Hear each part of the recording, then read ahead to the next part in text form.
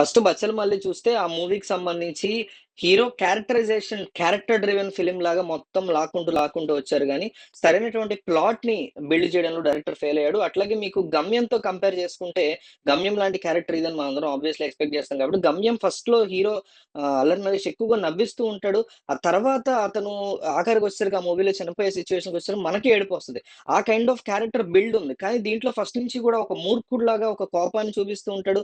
ఆ కోపానికి కూడా సరైనటువంటి కారణం కనిపించదు. ఒక విసుగు, ఫ్రస్ట్రేషను అతని మూర్ఖత్వం మనకి ఫ్రస్ట్రేషన్ తెప్పించేలాగా ఉంది తప్ప క్యారెక్టర్‌ని కూడా అంత సూపర్‌గా ఏమి బిల్డ్ చేయలేదు. పెర్ఫార్మన్స్ పరంగా మాత్రం అల్లరి నరేష్ ప్యాకడేసాడు.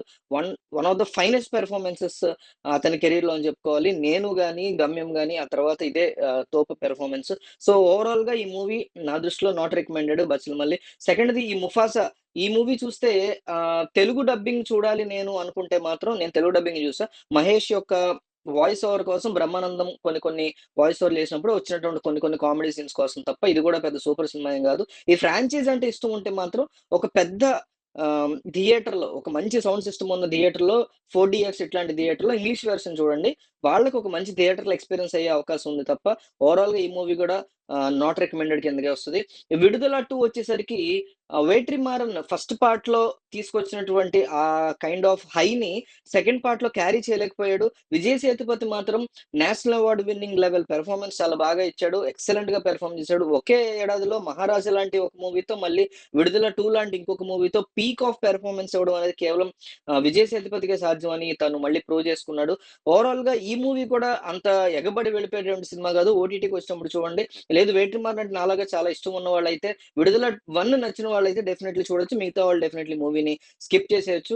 ఫోర్త్ మూవీ వచ్చేసరికి మన 'యూఐ' మూవీ ఉపేంద్రది. చాలా ఎక్స్‌పెక్ట్ చేస్తాం మనం. 'ఐ' మూవీ గూడా కాస్తంత ఎక్స్‌పెక్ట్ చేసి ఎళ్ళాము. అది కూడా పోయింది. 'యూ' లెవెల్‌లో ఏ మూవీని తీయలేకపోతున్నాడు ఉపేంద్ర. 'ఉపేంద్ర' లెవెల్‌లో గాని, 'ఏ' లెవెల్‌లో గాని, 'ఓం' లెవెల్‌లో గాని ఎటువంటి మూవీని ఇక మీదట తీయలేడు ఉపేంద్ర. ఆ లెవెల్ మూవీస్ అట్‌లీస్ట్ సూపర్ లాగా కూడా ఈ మూవీ సూపరే పెద్ద సూపర్ భయంకరమైన సినిమా ఏం గాదు గానీ, దాన్ని గూడా మీట్ అవ్వలేని సిట్యుయేషన్ అయితే 'యూఐలో' కనిపించింది.